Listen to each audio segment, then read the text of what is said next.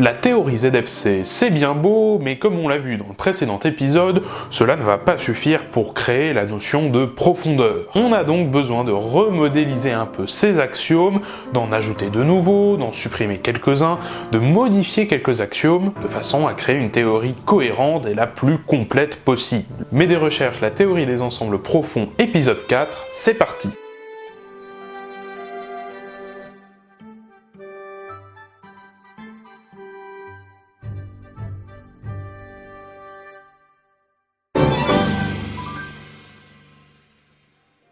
Dans le dernier épisode, je t'ai présenté les axiomes de ZFC, la théorie de Zermelo-Fraenkel plus axiome du choix, et on a vu que certains axiomes posaient problème, par exemple pour créer des ensembles qui s'auto-appartenaient. Ça c'est l'axiome de fondation, qui est souvent discutable, mais voilà, cet axiome empêche de créer de l'auto-appartenance. Donc cet axiome-là, je l'ai déjà dit, mais nous l'avons supprimé de notre théorie, on n'en parlera plus. On a vu aussi que les axiomes de ZFC ne permettaient pas de définir de façon intéressante la profondeur. Bah oui, la profondeur, rappelle-toi, c'est le nombre d'étapes qu'il faut pour rentrer à l'intérieur des ensembles, etc. pour arriver finalement à un objet qui n'est pas un ensemble, un nombre par exemple. Sauf que le problème, c'est que justement, en théorie des ensembles, tout est un ensemble, et donc la notion de profondeur n'a pas tellement de sens, puisque finalement, on a vu avec la construction de von Neumann qu'on pouvait construire l'équivalent des nombres entiers naturels, juste avec des ensembles, donc en partant de l'ensemble vide, et en utilisant les autres axiomes de construction pour créer donc 1, 2, 3, etc. Et donc la profondeur de 0 c'était 0, la profondeur de 1 c'était 1, la profondeur de 2 c'était 2, enfin finalement rien d'intéressant. Donc en tout cas, ce qui est sûr, c'est que nous avons besoin d'objets qui sont différents des ensembles. Donc on a besoin par exemple de nombres.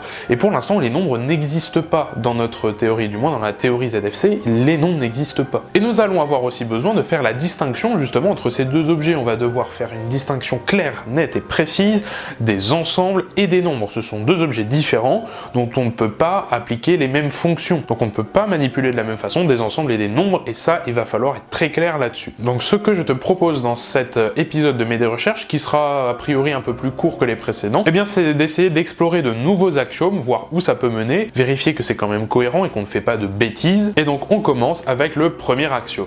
Comme je l'ai dit, il va falloir faire la distinction entre ce qui est un ensemble et ce qui est un nombre. On va devoir donc poser un ensemble qui contient des nombres, donc ça va être en fait l'ensemble des entiers naturels. Tu connais peut-être les axiomes de Peano qui permettent justement de construire les entiers naturels. Nous allons avoir besoin de cet ensemble, mais ça on en reparlera plus tard, ça sera en fait les derniers axiomes, et on va avoir besoin de l'ensemble de tous les ensembles. Et là, tout de suite, ça devrait tiquer. Et oui, parce que dans la théorie ZFC, on a un axiome qui pose problème, c'est en fait l'axiome de compréhension. Enfin, je devrais dire plutôt le schéma d'axiome de compréhension. Ce schéma d'axiome de compréhension, je te le mets juste en bas de l'écran, et en fait, il nous dit quoi, pour faire simple? Il nous dit que si je prends une propriété P qui est bien définie dans le langage de la théorie des ensembles, c'est-à-dire que cette propriété P, en fait, elle va être définie implicitement sur un ensemble. Elle va pas être définie, on va dire, de façon universelle. Je peux donc créer l'ensemble des éléments qui vérifient cette propriété P bien définie. Et donc, comme je l'ai dit, il faut un ensemble de base. Il faut toujours se référer à un ensemble en théorie des ensembles, même lorsqu'on exprime un ensemble par compréhension. C'est ce qui posait problème d'ailleurs dans le paradoxe de Russell. On ne peut pas créer l'ensemble des ensembles qui ne se contiennent pas eux-mêmes, puisque s'il se contient lui-même, en fait il se contient pas lui-même, et du coup s'il se contient pas lui-même, il se contient lui-même. Donc tu vois que ça va pas du tout. Mais en fait cet ensemble, il n'est pas bien défini dans la théorie des ensembles, puisqu'on ne se réfère pas à un ensemble de base. C'est en fait une propriété universelle, donc qui n'est pas bien définie. Donc avec le schéma d'axiome de compréhension de la théorie ZFC, on a plus de problème, mais du coup on a un nouveau problème, c'est qu'on ne peut pas créer l'ensemble de tous les ensembles. L'ensemble de tous les ensembles est paradoxal dans la théorie ZFC à cause de ce schéma d'axiome de compréhension, puisque maintenant on aurait juste à adapter le paradoxe de Russell en précisant que la propriété s'applique sur en fait cet ensemble univers, cet ensemble qui contient tous les ensembles. Et là à nouveau on tombe aussi sur quelque chose de complètement paradoxal. Mais donc le premier axiome que je te propose, c'est un axiome qui va en fait régler un peu ce problème, mais tu verras plus tard, ça sera pas suffisant. Cet axiome, c'est l'axiome de l'univers, qui postule l'existence d'un ensemble univers qui contient donc tous les ensembles. Donc cet axiome, je te le mets en bas de l'écran, on va le lire, hein. Il existe x tel que pour tout y, donc ici x et y sont des objets de notre théorie, soit on a pour tout z non z appartient à y, donc pour tout z non z appartient à y, ça veut dire quoi? Ça veut dire qu'il n'y a aucun élément z dans y, donc soit y c'est l'ensemble vide, soit eh bien y n'est pas un ensemble. Rappelle-toi, on va avoir besoin de cette distinction là, hein, c'est pour ça qu'on l'écrit. Ou alors, dans ce cas-là, y appartient à x. Donc ça veut dire quoi? Ça veut dire que si je prends n'importe quel objet y de notre théorie, soit y c'est l'ensemble vide ou ce n'est pas un ensemble, soit, eh bien, dans ce cas-là, c'est un ensemble non vide, et dans ce cas-là, il appartient à x. Et en fait, ce x, on va l'appeler grand oméga. Alors, il est unique, on pourrait démontrer son unicité, mais c'est pas intéressant de le faire pour l'instant, puisque derrière, on a l'axiome d'extensionnalité que je vais ajouter, évidemment, et qui permet de régler ce problème. Donc là, on vient de créer l'ensemble de tous les ensembles qu'on a appelé oméga. Maintenant, tu t'en doutes, si on a créé l'ensemble de tous les ensembles, eh ben, on va créer son complémentaire, entre guillemets, l'ensemble vide. Il existe donc un ensemble qui appartient à oméga, donc du coup, c'est un ensemble qui appartient à l'ensemble de tous les ensembles, hein, implicitement, tel que quel que soit l'objet y de notre théorie, eh bien, y n'appartient pas à x. Donc, c'est un objet qui est dans l'ensemble de tous les ensembles, donc c'est un ensemble, hein, ok, et qui n'a aucun élément, donc ça veut dire qu'il est vide. Alors, on a besoin de cet ensemble parce que, rappelle-toi, dans l'axiome de l'univers qu'on avait juste avant, on avait en fait une disjonction de cas, on avait deux cas, soit pour tout z, z n'appartient pas à y, donc soit c'est vide, soit ce n'est pas un ensemble, soit y appartient à x, et donc c'est un ensemble non vide. Mais pour l'instant, il n'y a aucun moyen de distinguer ce qui est un ensemble vide et ce qui n'est pas un ensemble. C'est pour ça que cet axiome de l'ensemble vide permet de faire cette distinction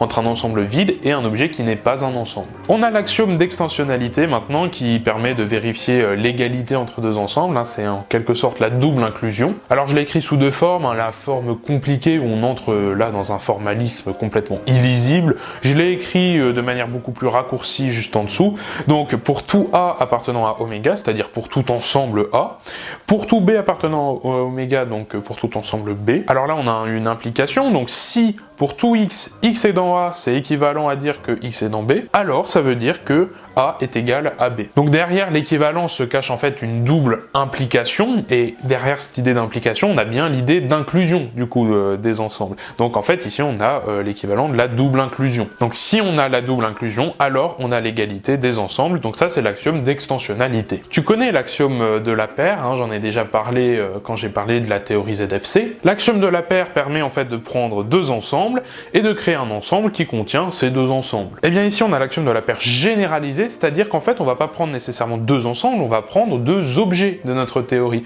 Et c'est important parce que dans notre théorie, rappelle-toi, on va faire en sorte qu'il n'y ait pas que des ensembles, hein, on va faire en sorte qu'il y ait aussi des nombres. Donc on généralise l'axiome de la paire de la théorie ZFC à n'importe quel objet, c'est-à-dire que là on va pouvoir prendre deux objets quelconques de notre théorie et créer l'ensemble qui contient eh bien, ces deux objets. Et ces deux objets, je le répète, ne sont pas nécessairement des ensembles. Donc maintenant, si on regarde le formalisme, eh bien, en fait, on se rend compte que c'est exactement la même chose que l'axiome de la paire. C'est écrit exactement de la même façon. Seulement, voilà, implicitement dans la théorie ZFC, eh bien, tous les objets sont des ensembles. Vu que c'est pas le cas dans notre théorie, bah, du coup, ça va pas être exactement le même axiome, puisqu'on fera pas référence aux mêmes objets. Maintenant, le prochain axiome, c'est l'axiome de la réunion, qui est en fait exactement le même que dans la théorie ZFC. Alors, ça n'a pas de sens ici de dire réunion généralisée, dans le sens où faudrait faire la réunion des éléments d'ensemble qui ne sont pas nécessairement des ensembles. Ça n'a pas de sens pour des choses qui ne sont pas des ensembles, puisqu'il faut qu'il y ait des éléments à l'intérieur pour pouvoir faire appel à l'axiome de la réunion. Du moins, ça peut avoir du sens, mais avec l'axiome de la réunion, dans tous les cas, on obtient un ensemble vide, puisqu'il n'y a aucun élément qui appartient à des trucs qui ne sont pas des ensembles. Je sais pas si tu arrives à me suivre, mais en tout cas, on ne va pas généraliser l'axiome de la réunion, puisque c'est exactement le même que dans la théorie ZFC. Quoique, du coup, il faut bien préciser maintenant qu'on fait appel à des ensembles et non plus à n'importe quel objet.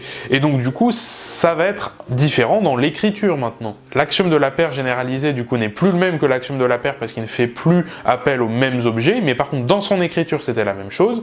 Mais maintenant l'axiome de la réunion c'est le contraire, c'est-à-dire qu'on va faire appel aux mêmes objets que dans la théorie ZFC, mais du coup il faut modifier l'écriture de l'axiome pour que ça ait du sens. équivalence. C'est pourquoi on va rajouter simplement un oméga, d'accord, l'ensemble de tous les ensembles, on va dire pour tout A appartenant à oméga, alors il existe donc un ensemble qui contient en fait la réunion des éléments de l'ensemble. Allez, on passe maintenant à l'axiome de l'ensemble des parties. Donc en fait là ça va être la même chose que l'axiome de la réunion, c'est-à-dire que ça va pas changer de la théorie ZFC, c'est-à-dire que dans l'idée on va faire appel aux mêmes objets, on va pouvoir créer l'ensemble des parties d'un ensemble, mais du coup dans l'écriture de l'axiome il faut bien préciser qu'on ne s'adresse qu'aux ensembles. Donc là à nouveau on va rajouter un oméga, d'accord, on va dire pour tout A dans oméga, on peut créer un ensemble qui contient toutes les parties de A. Allez, on passe à l'axiome sûrement le plus intéressant maintenant de cette théorie, du moins c'est pas un axiome, hein, c'est le schéma d'axiome de compréhension antiparadoxale. On retrouve donc le mot compréhension parce qu'en fait ça va être un peu l'équivalent du schéma d'axiome de compréhension de notre théorie ZFC. C'est juste qu'on va lui rajouter un petit truc, tu vas voir, c'est assez intéressant. Alors pourquoi c'est un schéma d'axiome et pas un axiome? Alors je l'ai déjà dit mais je vais le repréciser, tout simplement parce qu'on fait appel en fait à des variables propositionnelles, donc pas nécessairement des objets de notre théorie, et on fait appel aussi à des propositions. Donc à nouveau, les propositions et les variables propositionnelles ne sont pas en fait des objets de notre théorie, et vu que en fait on ne connaît pas le nombre de variables propositionnelles de nos propositions, on peut pas dire que c'est un seul axiome. En fait on doit générer en fait une infinité d'axiomes, et en fait c'est un axiome pour chaque nombre de variables propositionnelles, voire même pire, on pourrait dire que c'est un axiome pour chaque proposition. Et vu que des propositions on peut en inventer un peu autant qu'on veut, tu vois bien qu'il y a une infinité d'axiomes. C'est pour ça que dans l'écriture de l'axiome que je te mets en bas de l'écran, je fais la distinction entre les pour-tout qui s'adressent en fait aux objets de notre théorie et les pour-tout qui s'adressent aux variables propositionnelles ou les pour-tout qui s'adressent aux propositions. Donc j'ai mis des petits points, donc j'ai mis un point au-dessus du pour-tout qui s'adresse aux variables propositionnelles, 2 points pour les pour-tout, donc les quantificateurs, hein, qui s'adressent aux propositions. C'est pas des notations usuelles, mais c'est simplement pour que tu comprennes que ces pour-tout, ces quantificateurs universels ne font pas appel à des objets de notre théorie. Et donc là où le schéma d'axiome de compréhension permettait, avec une proposition donc bien définie sur notre ensemble, de créer l'ensemble des éléments qui vérifient cette proposition, eh bien le schéma d'axiome de compréhension antiparadoxale nous permet de le faire dès lors que la proposition que l'on choisit n'est pas paradoxale. Alors pourquoi on est obligé de marquer ça? Eh bien à cause de l'axiome de l'univers, hein, le premier axiome dont je t'ai parlé aujourd'hui. L'axiome de l'univers est paradoxal dans la théorie ZFC, on ne peut pas créer un ensemble de tous les ensembles à cause du schéma de compréhension. Donc on est obligé de rajouter un petit truc dans le schéma d'axiome de compréhension, c'est justement ce caractère antiparadoxal, c'est-à-dire qu'on peut créer un tel ensemble à partir du moment où la proposition n'est pas paradoxale. Alors attention, tu le constates sûrement, on n'a pas une équivalence ici, on n'a qu'une implication.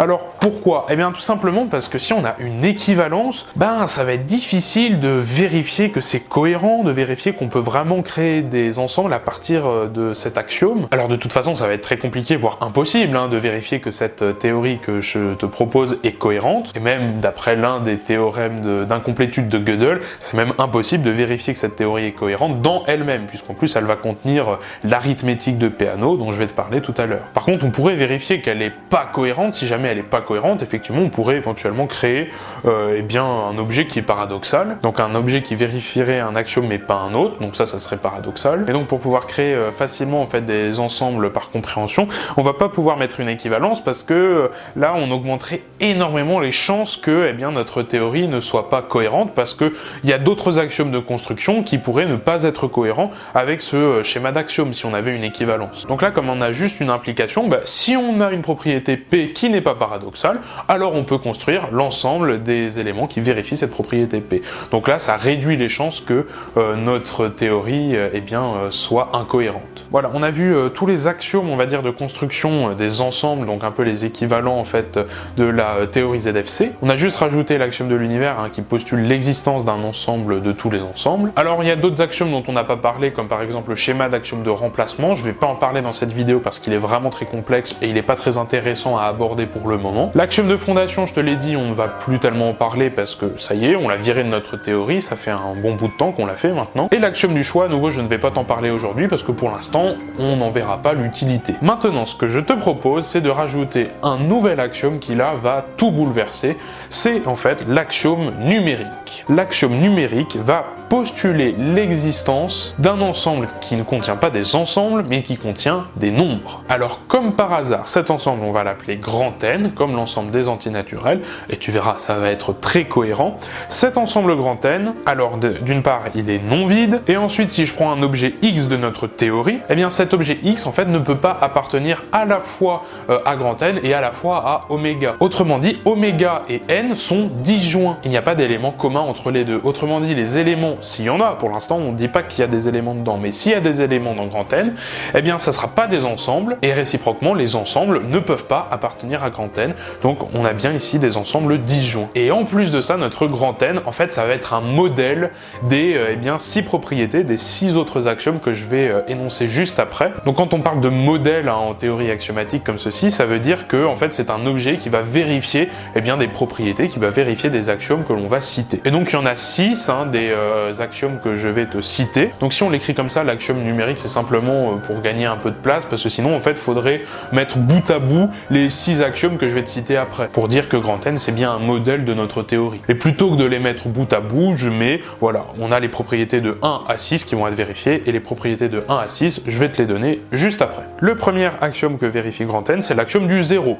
L'axiome du 0 dit 0 appartient à grand N. Alors cet axiome, on pourrait l'écrire autrement, on pourrait dire il existe un élément dans grand N, il existe X tel que X appartient à N. Simplement le fait de poser cette notation, ça fait qu'on n'aura plus besoin de le réécrire à chaque fois, puisque tu verras, on va réutiliser ce 0. On va le réutiliser lorsqu'on va parler des successeurs. Par exemple, pour dire que 0 c'est le minimum de grand N, ou que 0 est le successeur de personne. Enfin, c'est un peu équivalent du coup. Justement, le successeur, on va en parler, l'axiome du successeur, donc c'est la deuxième propriété que vérifie grand N. Quel que soit l'élément de grand N, il existe un unique Y appartenant à grand N, tel que Y est le successeur de X. Ça veut dire que n'importe quel élément de grand N possède un unique successeur. Et en plus, j'ai mis il existe un unique, ça veut dire que ce successeur est unique. Autrement dit, que cette fonction successeur, c'est justement bien une fonction, c'est même une application, puisque c'est défini justement pour tout élément de grand N. Ensuite, l'axiome numéro 3, c'est l'axiome de la bonne définition, qui en fait nous dit que cette fonction successeur,